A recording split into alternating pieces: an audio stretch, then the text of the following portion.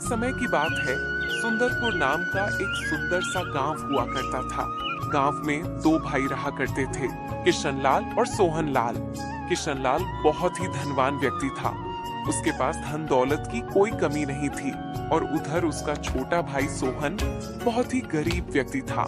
सोहन दिन भर अपने छोटे से खेत में मजदूरी करके अपने घर का गुजारा किया करता था। दोनों के माता पिता का देहांत हो गया था। माता पिता के गुजर जाने के बाद किशनलाल ने बड़े ही चालाकी से सारा धन और सारी दौलत हड़प ली और सोहन को छोटी सी जमीन दे दी ताकि वह अपना गुजर बसर कर सके। लेकिन किशनलाल इतना सारा धन पाकर भी खुश नहीं था। उसके मन के कोने कोने में धन की चाह भरी हुई थी। उसके पास जितना ही धन था उसे उतना ही कम दिखाई पड़ता था और उसकी नजर अब अपने छोटे भाई सोहन की जमीन पर थी। किशनलाल किसी भी तरह अपने छोटे भाई सोहन की जमीन हड़पने की फिराक में था, क्योंकि सोहन की जमीन बहुत ही ज्यादा उपजाऊ थी। उसमें अच्छी खासी फसल बिना खाद या फिर बिना कुछ ज्यादा मेहनत के ही हो जाती थी। जमीन से उपजा फसल से सोहन के घर का गुजारा और उसके बेटे की पढ़ाई लिखाई अच्छी खासी चल जाती थी और उन्हें किसी चीज की कमी नहीं होती थी। सोहन उसी जमीन के बल पर अपने बेटे को शहर में पढ़ा रहा था। अरे सोहन, कैसे हो भाई? मैंने सुना है कि तुम अपने बेटे को शहर में पढ़ा रहे हो और इतनी थोड़ी सी जमीन में खेती कर रहे हो। बताओ, इतनी कम जमीन में खेती करके भला तुम अपने बेटे को कैसे पढ़ा पाओगे? उसके खर्चे के लिए भला पैसे कैसे जोड़ पाओगे? क्या तुमने यह सोचा है? अभी शहर में कितने खर्चे रहते हैं? वह तो है भैया, आप बात तो ठीक ही कह रहे हो, पर मैं कोई ना कोई इंतजाम तो कर ही लूंगा। अगर कोई इंतजाम नहीं हो पाया तो मैं सरकारी लोन ले लूंगा, लेकिन मैं अपने बेटे को पढ़ा लिखा कर बहुत बड़ा आदमी बनाऊंगा। उसे मैं अपनी तरह मजदूर नहीं बनने दूंगा, ताकि मेरी तरह उसको दर दर की ठोकरें खानी ना पड़े। अरे मेरे छोटे भाई सोहन, कैसी बातें कर रहा है तू? मेरे होते हुए कहीं और जाकर पैसे क्यों मांगेगा और क्यों लोन लेगा? अभी तुम्हारा बड़ा भाई किशनलाल जिंदा है और जब तक मैं जिंदा हूँ मेरे होते हुए ऐसा कभी नहीं होगा कि तू कहीं और जाकर पैसे मांगे। आखिर मैं तुम्हारे कब काम आऊंगा? भैया, आप क्या कहना चाहते हो? मैं कुछ समझ नहीं पा रहा हूँ। मैं तो बस इतना चाहता हूँ कि तुम अपने बेटे की पढ़ाई के लिए पैसे मेरे होते हुए किसी और से क्यों मांगोगे? भला मैं तुम्हारे साथ कब काम आऊंगा? भला मेरे होते हुए तुम किसी और से पैसे मांगोगे? क्या तुम मुझे अपना बड़ा भाई नहीं समझते हो? आखिर मैं तुम्हारा बड़ा भाई हूँ। मैं तुम्हारी मदद करूंगा, मैं दूंगा तुम्हें पैसे। सुनिए भैया, मैंने आज तक कभी आपसे या किसी भी गांव वालों से किसी भी तरह का उधार नहीं मांगा है, तो अब मैं उधार कैसे ले सकता हूँ? अरे नहीं नहीं, कोई बात नहीं। तुम मेरे छोटे भाई हो, तुम मुझसे पैसे ले सकते हो और बदले में तुम अपनी इस जमीन को मेरे पास गिरवी रख देना, जिस तरह बाकी गांव वाले अपनी जमीन मेरे पास गिरवी रखते हैं। आप मुझे माफ कर देना, मैं आपको यह खेत नहीं दे सकता हूँ और मुझे पूरा विश्वास है कि मैं इसी खेत से एक दिन अपने बेटे विजय को पढ़ा लिखा कर एक बड़ा आदमी बना दूंगा। मुझे माफ कर देना भैया, मैं आपके पास अपना खेत गिरवी नहीं रख सकता।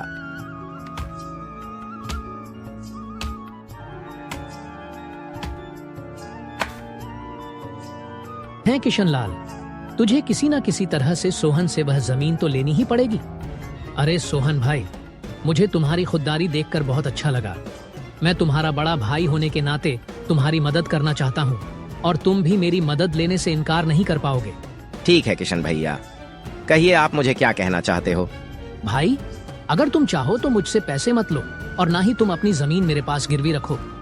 भाई, तुम एक काम करो, जो गांव के दूसरी तरफ मेरी एक जमीन है ना, वह तुम्हारी जमीन से 5 गुना बड़ी है। तुम एक काम करो, तुम कुछ दिन उस जमीन पर खेती कर लो। उस खेत में हमेशा फसल अच्छी होती है, उससे तुम्हें काफी मुनाफा होगा और उससे मिले पैसे से तुम अपने बेटे की पढ़ाई पूरी कर पाओगे और इसके बदले में मुझे कुछ नहीं चाहिए। बस एक छोटी सी बात है कि जब तक तुम मेरी जमीन पर खेती करोगे तब तक मेरी जमीन तुम्हारे पास रहेगी और तुम्हारी जमीन मेरे पास रहेगी। अच्छा ठीक है भैया, मुझे आपकी बात मंजूर है। आप जैसा कह रहे हैं मैं वैसा ही करूंगा। मैं आपकी जमीन पर इस बार खेती करूंगा। सोहन ना चाहते हुए भी बड़े भाई किशनलाल की बात मान जाता है। किशनलाल बड़े ही चालाकी के साथ अपने छोटे भाई सोहन से जमीन के कागजों पर उसका अंगूठा लगवा लेता है क्योंकि सोहन को पढ़ना लिखना नहीं आता था, इसलिए वह उन बातों से अनजान था कि उन कागजों पर क्या लिखा है। ऐसे ही कुछ समय बीत जाता है। ऐसे ही एक दिन सोहन खेत पर काम कर रहा होता है। अरे चल भाई सोहन, आज का काम तो पूरा हुआ। मैंने बाजार से लाए सारे पौधे को खेत में लगा दिया है। देखो तो कितने हरे भरे और सुंदर सुंदर दिख रहे हैं। बस कल सुबह का इंतजार है। मैं कल सुबह आकर इन्हें फटाफट सींच दूंगा। चलो अब मुझे भी घर चलना चाहिए।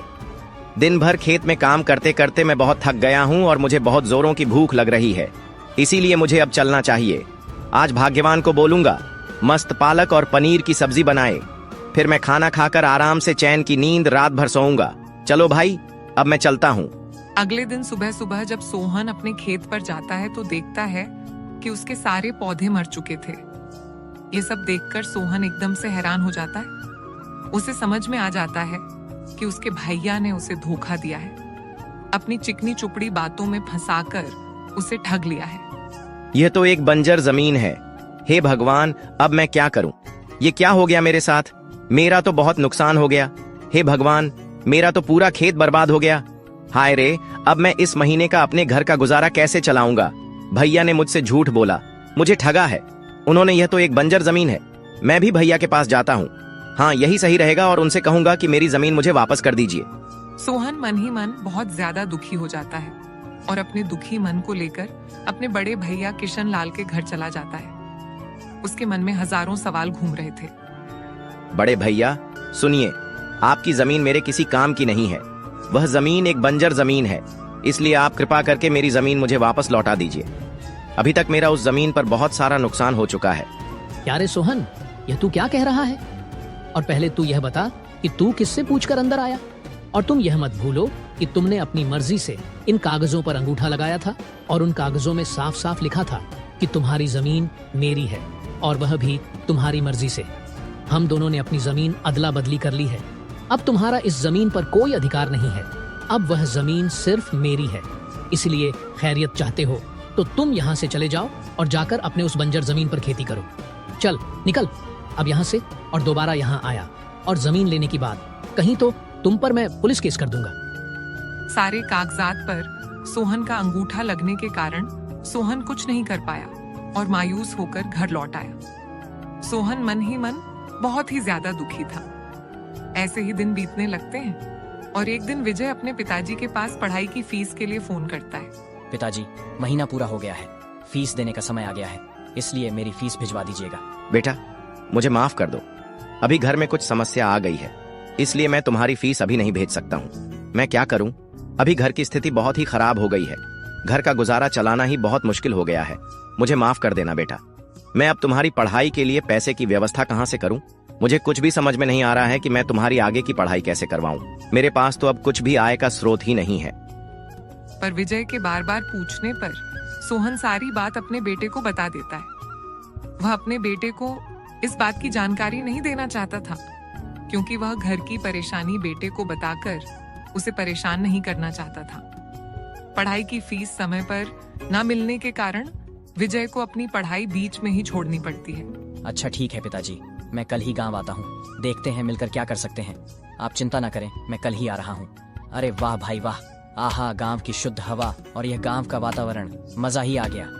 शहर में तो सिर्फ प्रदूषण ही प्रदूषण है, गांव का कितना शुद्ध वातावरण है भाई। अरे ओ भाई, हो भैया, सुंदरपुर चलिए। घर पहुंचने के बाद सोहन विजय को सारी सच्चाई बता देता है कि किस तरह किशन लाल ने उसकी जमीन हड़प ली। अच्छा तो ये बात है, चाचा को तो मजा चखाना ही होगा। पिताजी, मेरे पास एक तरकीब है, मैं जैसा कहता हूँ वैसा ही करिए। विजय सारी तरकीब अपने पिताजी को बताता है। फिर दोनों बाप बेटे रात होने तक का इंतजार करने लगते हैं। रात के 12 बज चुके थे।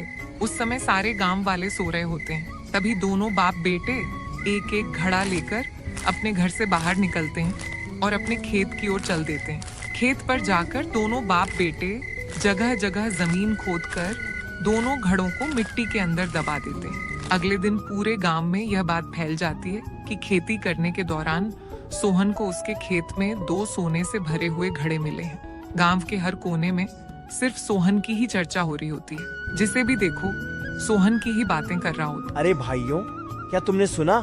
आज सोहन के खेत से 2 सोने से भरा घड़ा निकला है। अरे हाँ भाई, मैं तो देखने भी गया था, सच में 2 सोने से भरे घड़े निकले हैं। सोहन की तो किस्मत चमक गई, अब उसके गरीबी के दिन दूर हो गए। भाई, मुझे तो अपने कानों पर विश्वास ही नहीं हो रहा है। अरे भाई, मगर वह तो एक बंजर जमीन थी ना, वहाँ तो कुछ भी नहीं उगता था, वहाँ तो कोई भी फसल लगाने में वो फसल ही मर जाती थी, तो खजाना कैसे निकल गया? अरे ओ हरी भाई, खजाना ऐसे ही जगहों में तो निकलते हैं। सोहन उन सिक्कों को बेचकर तो बहुत ही अमीर हो जाएगा। सोहन तो अब इस गांव का बहुत ही अमीर व्यक्ति बन गया है। उस सोहन को तो अब किसी चीज की कमी ही नहीं होगी। ये बात जब किशन लाल के कानों तक पहुंचती है, तब किशन लाल ये बात सुनकर बहुत ही ज्यादा बौखला जाता है। आखिर कैसे ऐसा हो सकता है? बेकार से बंजर जमीन से सोने से भरा घड़ा कैसे निकल सकता है? और वह भी 2-2? मतलब किशन लाल, उस बंजर जमीन में और भी खजाना हो सकता है। मतलब किशन लाल, इससे पहले कि सोहन उस बंजर जमीन से सारे सोने के घड़े निकाल ले, तुझे वह जमीन सोहन से वापस लेनी पड़ेगी। किशन लाल बौखलाए हुए तुरंत सोहन के घर चला जाता है। अरे सोहन भाई, मुझे मेरी जमीन वापस चाहिए। मुझे मेरी जमीन दे दो। तुम मुझे मेरी जमीन वापस कर दो और तुम तुम्हारी जमीन वापस ले लो। हमने तो वह जमीन आपस में अदला बदली कर ली थी ना, और अब मेरी जमीन आपकी है और आपकी जमीन मेरी है, और आप ही ने तो मुझसे कागजात पर अंगूठा लगवा लिया था, और अब भला आप वह जमीन मुझसे क्यों मांग रहे हो? अब तो वह जमीन मेरी है और मैं आपको वह जमीन क्यों दूं? नहीं भैया, उस खेत से बहुत ही लाभ हुआ है, मैं आपको वह जमीन नहीं दे सकता हूँ। कृपा करके वह जमीन मुझसे न मांगे। अरे मेरे छोटे भाई, मैं तो उस दिन तुमसे मजाक कर रहा था ताकि तुम उस जमीन पर खूब मेहनत करो और फसल उगाकर अपने बेटे को आगे तक शहर में पढ़ा सको। और यह देखो, यह रहे उस जमीन के कागजात। तुम इन कागजातों को रख लो और तुम मुझे अब मेरी जमीन वापस कर दो। विजय किशन लाल की सारी बातें सुनकर बोलता है, आपको आपकी जमीन वापस मिल जाएगी, पर जमीन वापस करने से पहले मेरी एक शर्त है। हाँ बेटा, मुझे तुम्हारी सारी शर्तें मंजूर है। आपको हमारी जमीन और उसके कागजात वापस करने होंगे, और आपको वह जमीन लेने के लिए हमें 10 लाख रुपए भी देने होंगे। तभी हम आपको वह जमीन वापस देंगे और यह सारे काम कागजात पर लिखित होगा। मुझे तुम्हारी सारी शर्तें मंजूर है। अच्छा तो ठीक है, अब मैं चलता हूँ।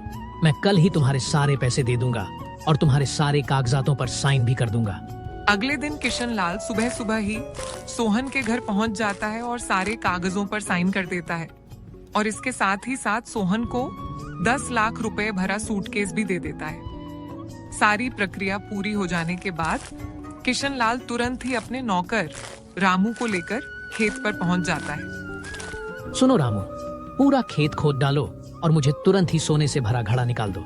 जी मालिक, मैं अभी सारे खेत को खोद डालता हूँ और सारे सोने से भरे घड़ों को निकाल कर आपको देता हूँ।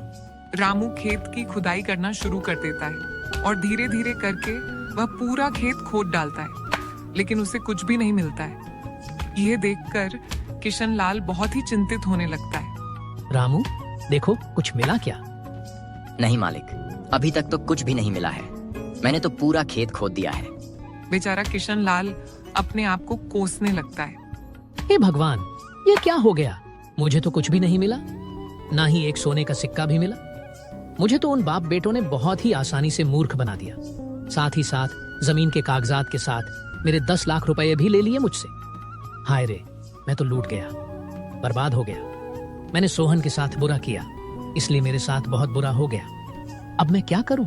सोहन ने दोनों घड़ों में नकली सोने का सिक्का डाला हुआ था, जो वह शहर से लाया था। अगर हमारी कहानी आपको अच्छी लगती है तो वीडियो को लाइक और चैनल को सब्सक्राइब करके एक प्यारा सा कमेंट करना ना भूले।